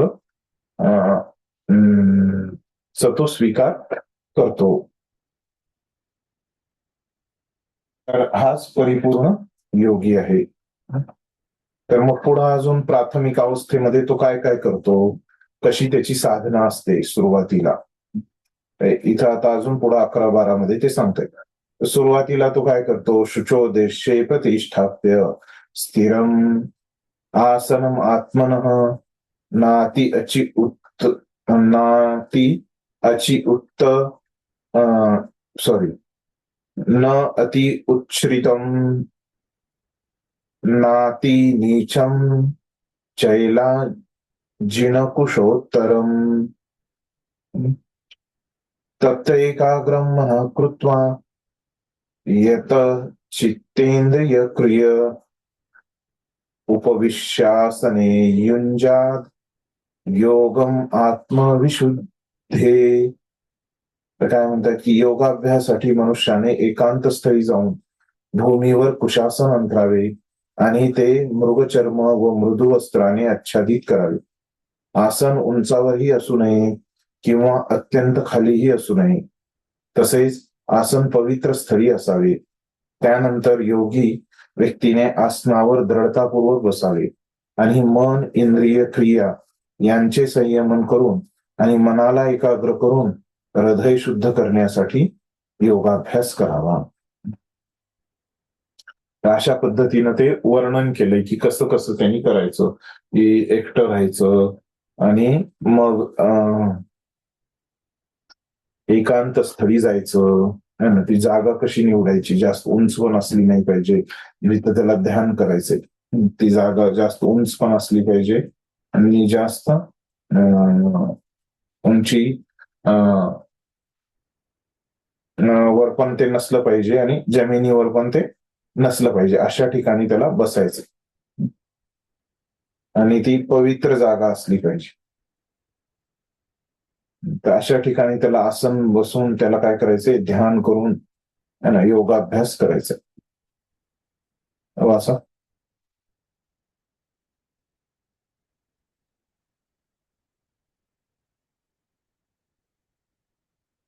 हरे कृष्ण प्रभूजी. तात्पर्य पवित्र स्थान म्हणजे तीर्थस्थळ होय. भारतामध्ये योगीजन किंवा भगवत भक्त हे स्वगृहाचा त्याग करतात आणि प्रयाग, मथुरा, वृंदावन, ऋषिकेश आणि हरिद्वार सारख्या पवित्र स्थळी वास करतात. अशा ठिकाणी यमुना आणि गंगा आदी पवित्र नद्या वाहत असल्याने त्या ठिकाणी ते एकांतवासात योगाभ्यास करतात. परंतु पाश्चात्य लोकांना हे विशेष करून नेहमी शक्य होत नाही. मोठमोठ्या शहरातील तथाकथित योग संस्था या भौतिक लाभाप्रती करण्यामध्ये यशस्वी होत असतील, पण वास्तविक योगाभ्यासासाठी त्या मुळीच योग्य नाही. जो आत्मसंयमी नाही आणि ज्याचे मन निश्चल नाही तो ध्यान करू शकत नाही. म्हणून बृहन्नारदीय पुराणात सांगण्यात आले आहे की कलयुगामध्ये, वर्तमान युगात लोक हे अल्पायुष्य, आध्यात्मिक साक्षात्कारामध्ये मंद आणि विविध चिंतांनी विचलित असल्यामुळे आध्यात्मिक साक्षात्काराचे उत्तम साधन म्हणजे पवित्र हरिनामाचे कीर्तन होय. हरेर नाम हरेर नाम हरेर नाम एव केवलम कलह नास्तेव नास्तेव नास्तेव गतिरन्यथा. कलह आणि दंभयुक्त या युगामध्ये मुक्तीचे एकमात्र साधन म्हणजे पवित्र हरिनामाचे कीर्तन होय. अन्य कोणतीही गती नाही, अन्य कोणतीही गती नाही, अन्य कोणतीही गती नाही. हरे कृष्ण. बघा काय म्हणतात की इथं आता या श्लोकामध्ये काय सांगितलंय की कसं बसायचं. तर हे अष्टांग योग करण्यासाठी त्याला कसं बसायचं सुरुवातीच्या अवस्थेमध्ये, आणि त्याला सांगितलं की बसण्यासाठी तुम्ही तीर्थस्थळावर जावा.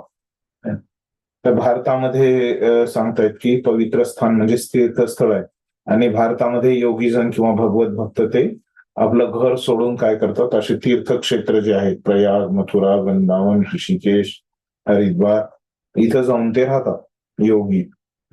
अशा ठिकाणी काय आहेत, नद्या आहेत, गंगा नदी आहे, यमुना नदी आहे, आणि तिकडं मग एकांतवासामध्ये ते योगाभ्यास करतात.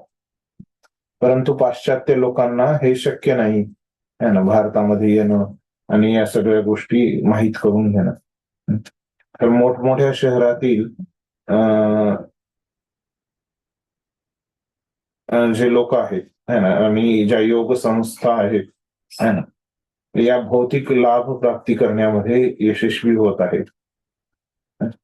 तर हे काय होत आहे, भौतिक गोष्टी तर हे लोक मिळवू शकतात, पण जी आध्यात्मिक गोष्ट आहे, वास्तविक योगाभ्यास आहे तर तो त्यांना जमतच नाही. तर जो आत्मसंयमी नाही आणि ज्याचे मन निश्चल नाही तो ध्यान करू शकत नाही. तर जो व्यक्ती आत्मसंयमी नाहीये आणि काय आहे, ज्याचं मन संयमित नाही आहे, ध्यान अष्टांग योगाचा अभ्यास करूच शकत नाही.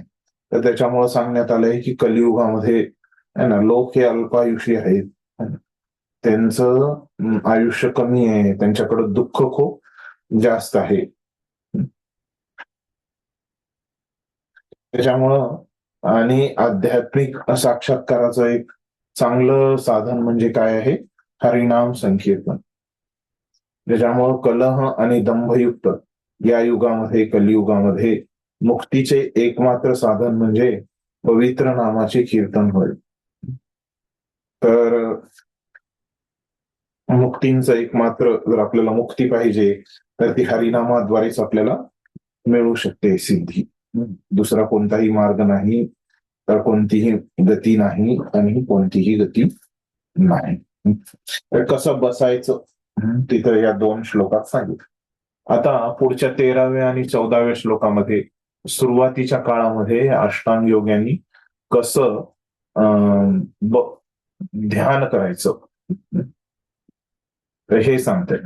पहिल्या 2 श्लोकात की कसं बसायचं, आता कसं ध्यान करायचं. काय म्हणतायत आता ध्यान करताना, समम काय शिरो ग्रीवम धारयन अचलम स्थिर संप्रेक्षण नासिकाग्रम स्वम दिशश्चानल वयोक कयन प्रशांतात्मा विगत भी ब्रह्मचारी व्रते स्थित मनः संयम्य मच्चित्तो युक्त आसीत मत्परः. तर मनुष्याने आपले शरीर, मन आणि मस्तक उभ्या सरळ रेषेत धरावे. तर हे मन आपलं काय हृदयात आहे, शरीर है ना, म्हणजे सरळ बसलं पाहिजे आपण ताठ. है ना. आणि तेव्हा काय होईल की हे पाठ आणि आपलं मस्तक हे सगळं एका रेषेत राहील. है ना. आणि असं सरळ ताठ बसून आपल्याला काय करायचंय, या नाकाचं जे टोक आहे, नासिकाग्रे, या नाकाच्या टोकावर आपले डोळे तिथं स्थिर करायचे. याप्रमाणे अविचलित आणि संयमित मनाने भयरहित होऊन, है ना, मग तेव्हा मन विचलित नाही होऊ द्यायचं, त्याला संयमित करून मग त्याच्यामध्ये भीती पण काही ठेवायची नाही. आणि जे काम जीवन आहे, है ना, ते पण आपल्याला पूर्णपणे सोडून द्यावं लागेल त्या योग्याला, अष्टांग योगाचा अभ्यास करायचा असेल तर. आणि हृदयामध्ये भगवंतांचं ध्यान त्यांना धारण करावं लागेल.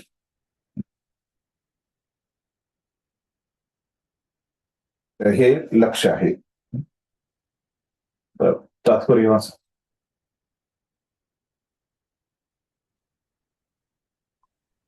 तात्पर्य: श्रीकृष्णांना जाणणे हे जीवनाचे ध्येय आहे.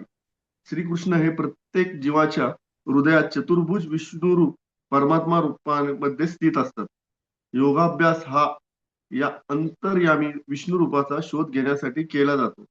या व्यतिरिक्त योगाभ्यासाचा इतर कोणताही हेतू नाही. अंतर्यामी विष्णुमूर्ती म्हणजे मनुष्याच्या हृदयात वास करणारे श्रीकृष्णांचे विस्तारित रूप आहे.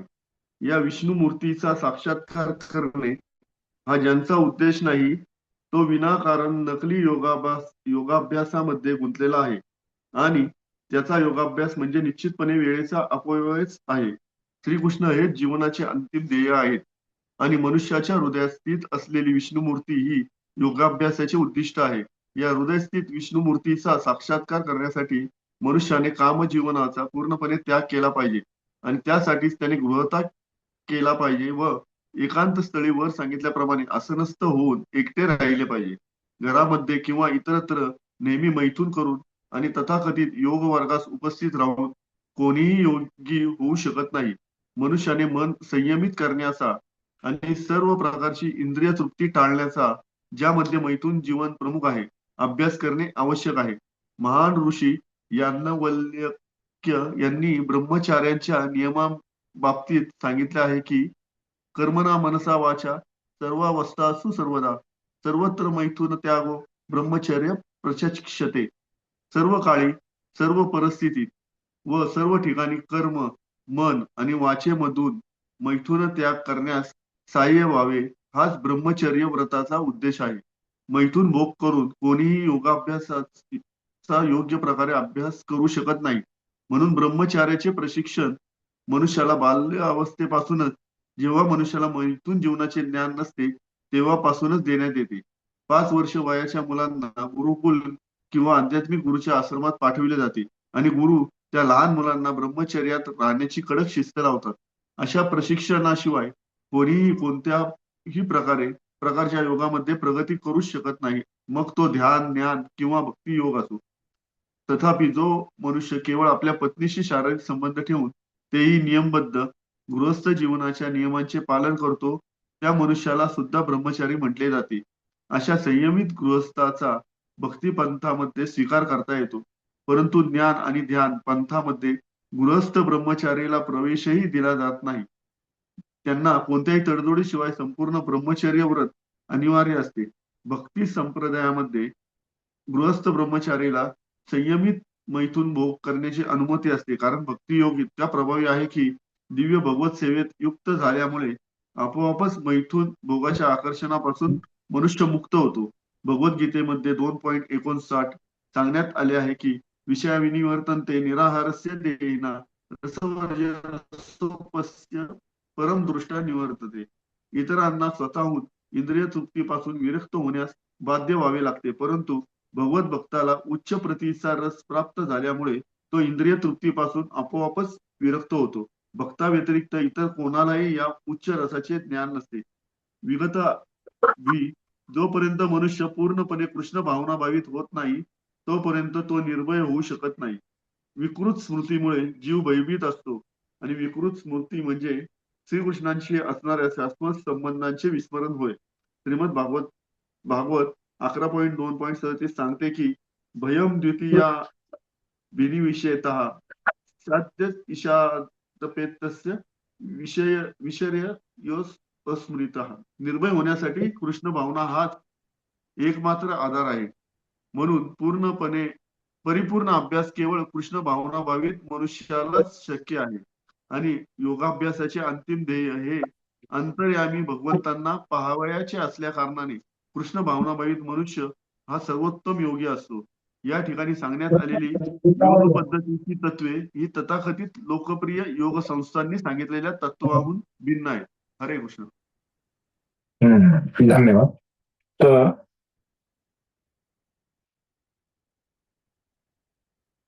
या ठिकाणी कसं ध्यान करायचं हे भगवंत सांगत आहे. त्यांनी सांगितलं की कसं शरीर ताठ ठेवा, नाकाच्या अग्रभागावर बघा आणि काम जीवनापासून मुक्त व्हा, मनाला संयमित करा, त्याला विचलित नका हो, है ना. निरध्यामध्ये माझं ध्यान करा. भगवंतच हे काय आहे, जीवनाचे परम लक्ष आहे, असं हे सुरुवातीच्या अवस्थेमध्ये तो ध्यान करतो. मग आता त्याच्याबद्दल प्रभुपाद काय सांगतायत बघू. श्रीकृष्णांना जाणणे हे जीवनाचे ध्येय आहे, हे तर माहिती आहे. श्रीकृष्णाने आताच सांगितलं. श्रीकृष्ण हे प्रत्येक जीवाच्या हृदयात चतुर्भुज विष्णू परमात्मा रूपामध्ये स्थित असतात, हे पण माहिती आहे आपल्याला. योगाभ्यास हा या अंतर्यामी विष्णू रूपाचा शोध घेण्यासाठी केला जातो. तर योगाभ्यासाचं कसं उद्देश असतं की ह्या परमात्म्याबद्दल जाणायचं, त्यांचं चतुर्भुज रूप बघायचं आपल्या हृदयामधलं ध्यान करून. या व्यतिरिक्त योगाभ्यासाचा इतर कोणताही हेतू नाही. ह्याला सोडून योगाभ्यासाचा काहीच हेतू नसतो. तर अंतर्यामी विष्णू मूर्ती म्हणजे मनुष्याच्या हृदयात वास करणारे श्रीकृष्णांचे विस्तारित रूप आहे. तर आपल्या शरीरात अंतर्यामी हृदयामध्ये जी विष्णूची मूर्ती आहे परमात्मा, ते काय आहे, भगवंतांचं विस्तारित रूप आहे. या विष्णू मूर्तीचा साक्षात्कार करणे हा ज्यांचा उद्देश नाही तो विनाकारण नकली योगाभ्यासामध्ये गुंतला आहे. तर ह्या परमात्म्याचं ज्याला साक्षात्कार नाही करायचा तर तो काय करतोय, वेळ वाया घालवतोय योगाभ्यासामध्ये.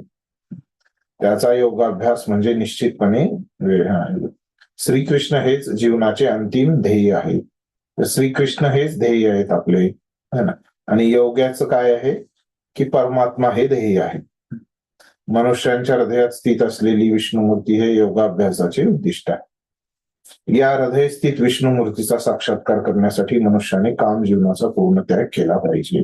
तर इथं सांगितलंय भगवंतांनी की पूर्णपणे जर तुम्हाला योगाभ्यास करायचा आहे तर पूर्णपणे तुम्हाला काम जीवनाचा त्याग केला पाहिजे. आणि काम जीवन त्यागायचं म्हणजे त्याला घर पण सोडावं लागेल. आणि काय करावं लागेल, एकांत स्थळी त्याला जाऊन असं आसन टाकून, जास्त उंच नाही जास्त खाली नाही, असं त्याला सरळ बसून काय करावं लागेल, ध्यान करावं लागेल. तर घरामध्ये किंवा इतरत्र नेहमी मैथून करून आणि तथाकथित योग वर्गास उपस्थित राहून कोणीही योगी होऊ शकत नाही. तर तुम्हाला योगी व्हायचंय तर तुम्ही घरामध्ये आणि काम जीवन करून तुम्ही योगी होऊ शकत नाही.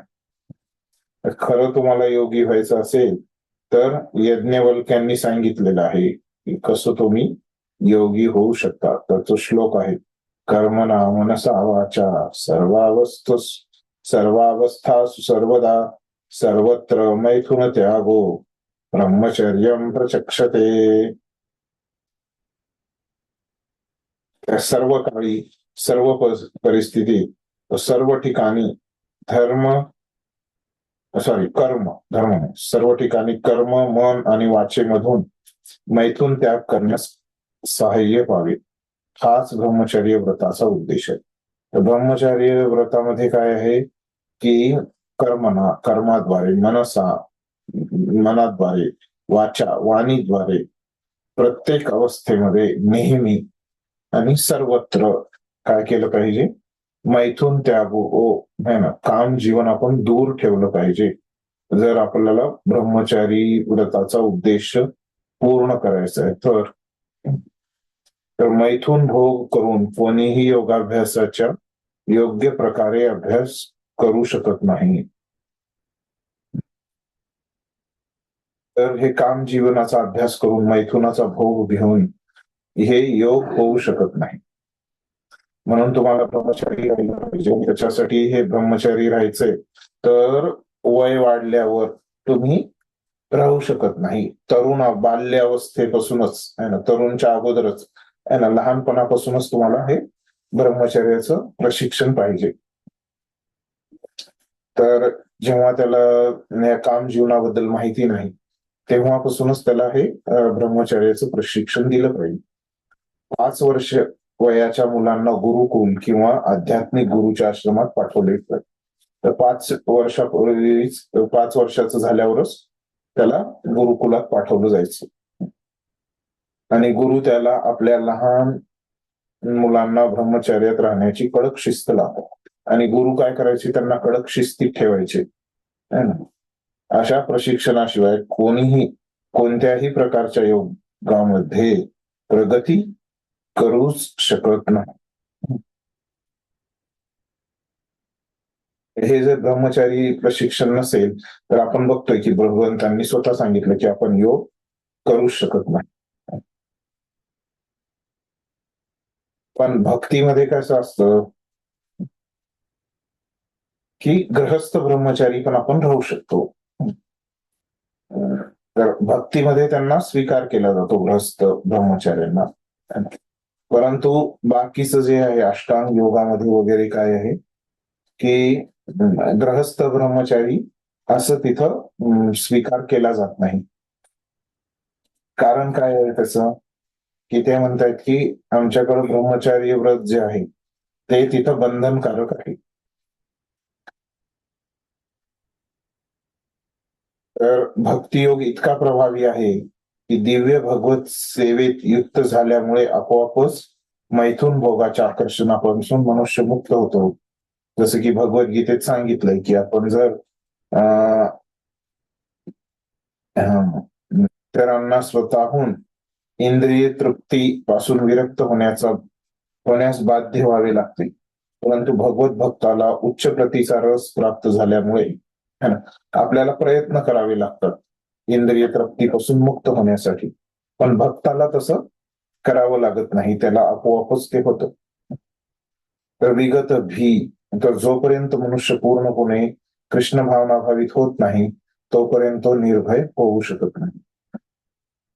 तर पूर्णपणे कृष्ण भावनाबद्ध झाल्यावरच आपण आपली भीती दूर होईल.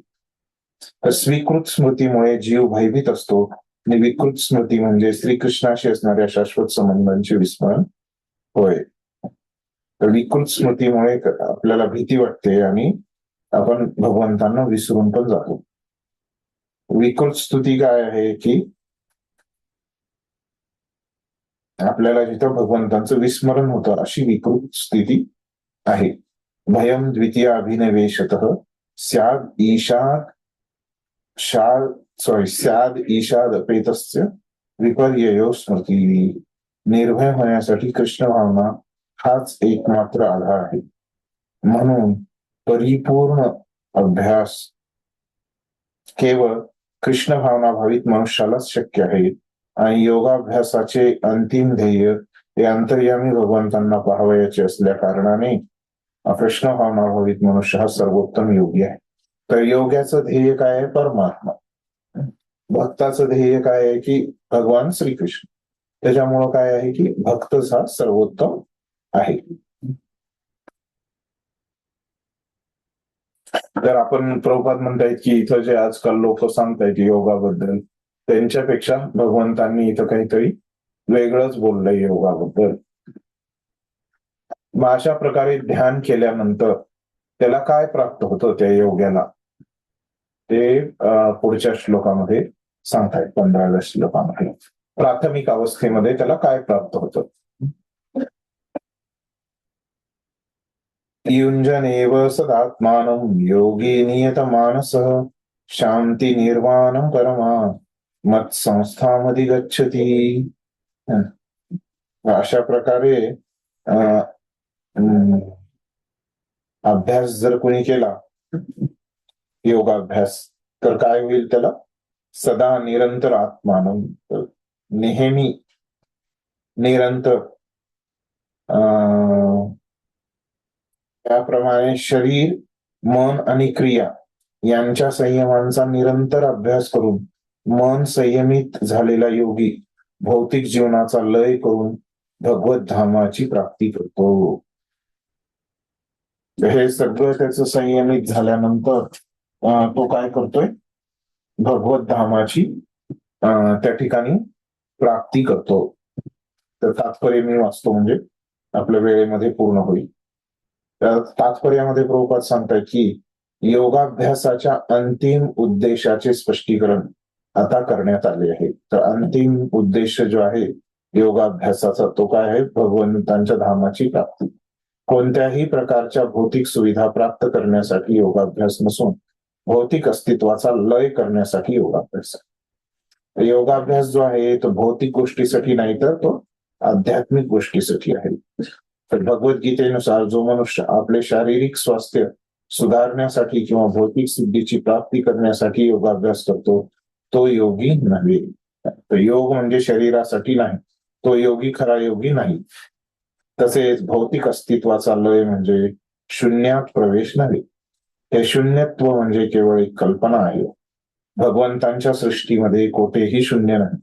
उलट भौतिक अस्तित्वाच्या लयाने मनुष्याला आध्यात्मिक विश्वात भगवत धामात प्रवेश करणे शक्य होते. तर या योगामुळे आपल्याला भगवंतांच्या धामात प्रवेश मिळतो. भगवत धामाचेही स्पष्ट वर्णन गीतेमध्ये केलेले आहे. तर काय म्हटलंय भगवत धाम म्हणजे? तर भगवत धाम म्हणजे असे ठिकाण ज्या ठिकाणी सूर्य, चंद्र, विद्युत शक्ती मुळीच आवश्यकता नाही. न तद्भासयते सूर्यो न शशांको न पावको. तर तिथं सूर्य चंद्राच्या प्रकाशाची काहीच गरज नाही. तिथं भगवंतांच्या शरीराचाच प्रकाश असतो भगवत धामामध्ये. भौतिक विश्वातील सूर्याप्रमाणेच आध्यात्मिक जगातील सर्व ग्रहलोक हे स्वयंप्रकाशित आहेत.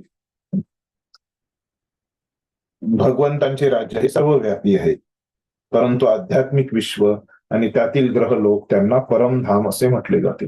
भगवंत तर दोन्ही भौतिक आणि आध्यात्मिक जगातील स्वामी असल्यामुळं त्यांचं राज्य सगळीकडेच आहे, पण त्यांचं जे आध्यात्मिक धाम आहे त्याला परमधाम असं म्हटलंय.